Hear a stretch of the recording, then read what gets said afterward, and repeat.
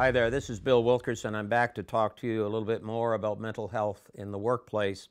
And as I've said before, I'm doing it in my red socks. Remember, that's our symbol, that's our sign.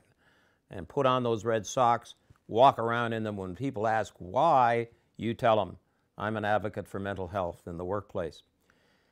Often when I travel, I will find managers quite receptive to what I'm trying to say, that we should promote and support the mental health of employees.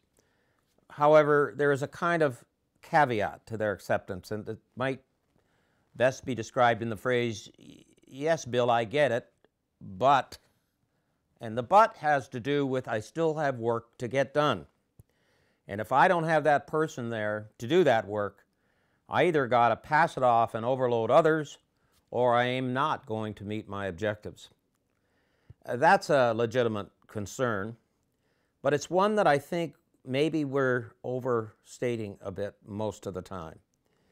Because if we have a team member who has lost to the team in order to have the time to recover their health, I would suggest the team discuss the matter, not the nature of the illness, but the lack of the person who you all probably have valued up to that point.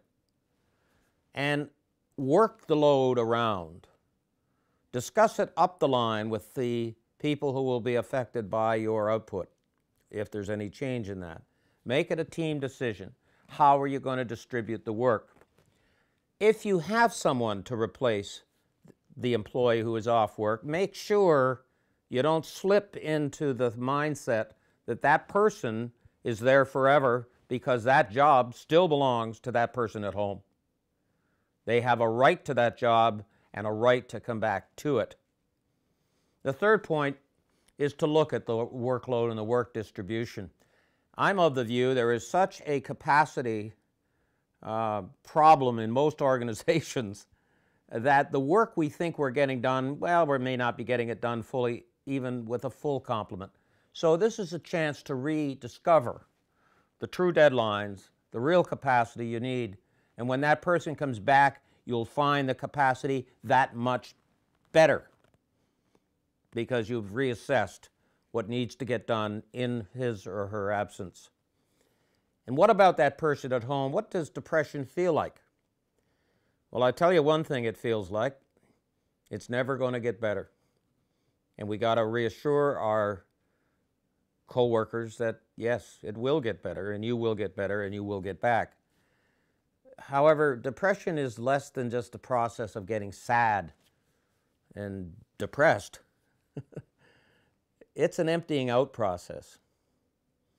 It makes you feel like you're worth nothing. It delivers a flooding of hormones through your bodily system. It thickens your blood. It makes the heart work harder. It interrupts your sleep. It creates the threshold for heart problems among those vulnerable to that. Depression is not just some sort of mood disorder. Depression may have something to do with a lot of things that are hurting us. Pain, our asthma's worse, and suddenly we're more vulnerable to type 2 diabetes. Depression is something that we don't understand very well yet, but we're getting there. It has physical properties, and it has physical effects. And the next time you send something home to that person to fill out, like a form, remember what you're asking that person to do. You're asking someone to concentrate on a minute, really tiny basis, line by line, when it's hard to concentrate about the whole day. You're asking someone to do the impossible. Remember that.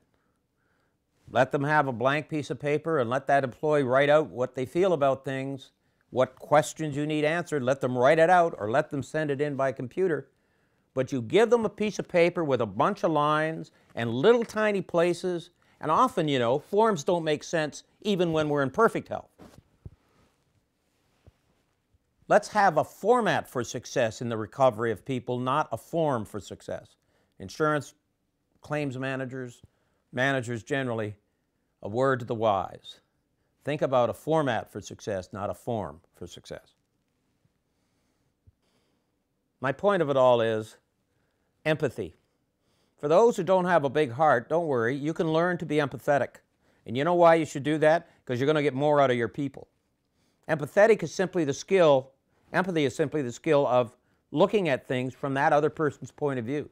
Don't care whether you agree or not, but you may understand better why they feel the way they feel, especially when they're coming back to work after being off for a long time. Good management makes good sense. Good sense promotes good health. Depression and defeating depression is a matter of common sense, and it's helped along with a real esprit de corps in the workplace, founded and underwritten by common decency, one unto the other. Mental health in the workplace, it's the business of each of us. Mental health in the workplace means good business. Mental health in the workplace means bigger profits. Mental health in the workplace means a more productive capacity. And mental health in the workplace means more successful managers. So invest in your own success by supporting the mental health of those with whom you work.